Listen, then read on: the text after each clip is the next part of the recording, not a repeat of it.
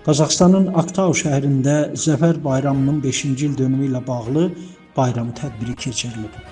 Tədbirdə Mangistau vilayət məsləhətinin sədri, vilayətin Xalq Nəzarət Şurasının sədri, Aktau şəhər hakimiyyətindən Türkiyə, İran, Özbəkistan və Türkmənistanın Aktaudakı baş konsulları, konsulluğun əməkdaşları, Azərbaycan diasporunun üzvləri, kütləvi informasiya vasitələri nümayəndələri iştirak ediblər.